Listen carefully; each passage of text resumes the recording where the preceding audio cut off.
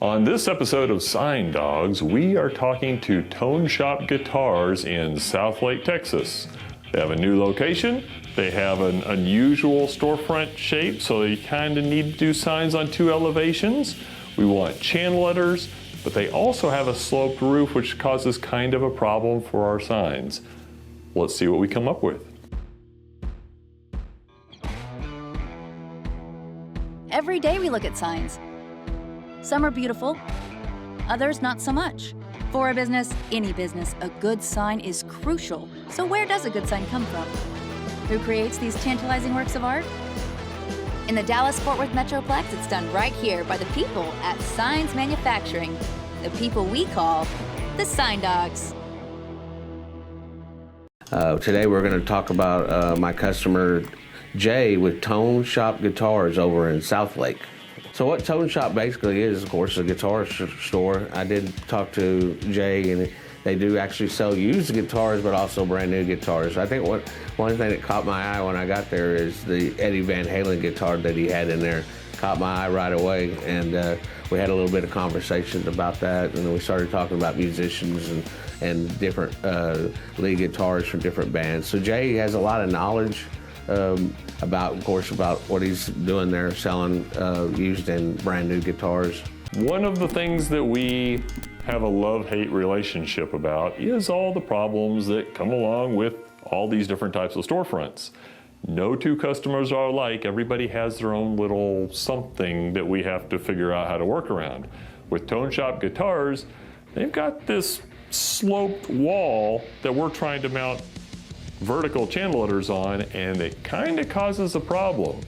So we have a couple options. We can do the cheap way, where we mount everything at a slope, so all the customers are looking at everything sloped, makes all the letters look a little smaller, and it doesn't look so great. Or we make a frame to keep those letters vertical. That's the way to go. It looks better, it's better for the customer, and that's what we're going to do. So in Southlake, they have an ordinance where they can only have channel letter signs, white faces.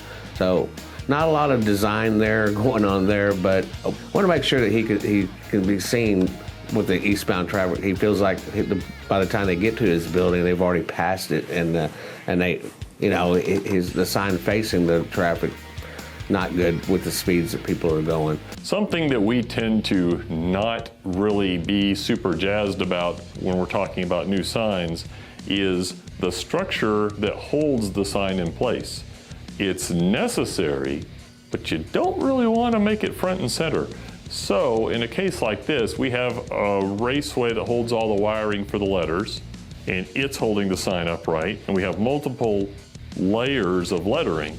So we're going to have brackets behind it that are going to be painted to disappear, because we don't really want that to be the focal point of the sign. What we want is Tone Shop Guitars.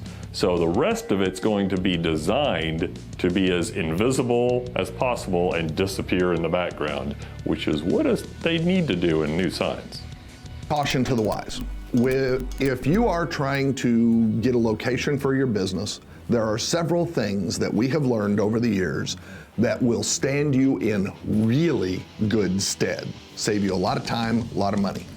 Number one, when you find a lease space, before you sign your lease, talk to the landlord about your sign and make sure that you get in writing the approval for your sign.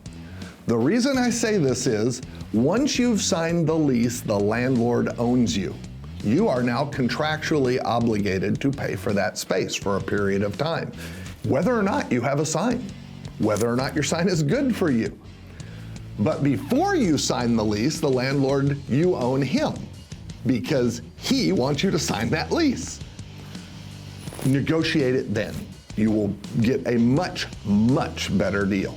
Not all signs are made equal, and not all LEDs are equal. There's a lot of different types of LEDs. There's a lot of different brightness of LEDs, a lot of different durabilities, quality. There's different spectrums, so some of them are a soft white or warm white, others are a bright white. We tend to use the bright white 10,000 Kelvin LEDs for our signs that have solar bright LEDs in them. We don't always, but in this case, where you've got a channeler that's trying to get bright and get as much attention as possible, we're going to use 10,000 Kelvin solar bright LEDs. If we were doing indirect lighting or something like that, we'll probably go with the warmer light, maybe a 6,000 or something like that. But for Tone Shop guitars, they need a bright sign, 10,000 Kelvin solar bright. Number 2, check with your city for their ordinance before you sign your lease. You can find some really strange things that can really hamstring your business. Like, for example, if you're trying to open a warehouse somewhere, there's one city locally here in Dallas that will tell you that you cannot put up a metal panel for your sign. You have to put up lighted letters. Well, did you plan on spending that kind of money for your warehouse? Do you really need it? Then double check before, but once you sign the lease, it's too late. So in the case of Tone Shop guitars, their city would not allow them to have the red letters that they wanted for their sign. It's not like all of their locations have red, oh yes, actually it is like that. But the city didn't care. In our city, you're going to have white letters, just like everybody else. Well, that they knuckled under. I mean, what are they gonna do? They've already signed the lease. And they told us, do everything that you can to make those white letters stand out as much as you can. So anyway, now the people across the street, their parking lot is well lit by Tone Shop Guitars sign because it stands out from all their neighbors. Those solar bright LEDs are awesome. I know I've said it before, but I will say it again. Solar Guard, Solar Guard, Solar Guard. Solar Guard, we're putting on the acrylic faces, the trim cap. That's what's going to keep Tone Shop Guitars sign 20 years down the road still looking new. Super important. We put it on all the plastics. You know, one of the pitfalls or hazards of doing videos like this is stuff will happen and you will wish that you had a cameraman following you around to actually get it.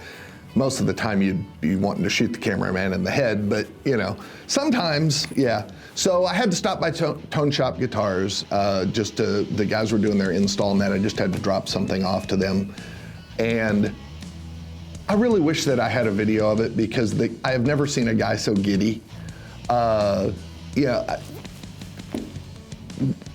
of the matter is, we make awesome signs, and you cannot go wrong by putting the effort. Anything that you put effort into in life is going to turn out better. And that's definitely true of your sign, and that sign's gonna last you for 20 years, so that's kind of important. Well, we had our share of challenges. There were some problems that we had to overcome, some hurdles along the way, but we are really happy with how this sign turned out. It's going to last them a very long time and hopefully help them do a lot of business in the future.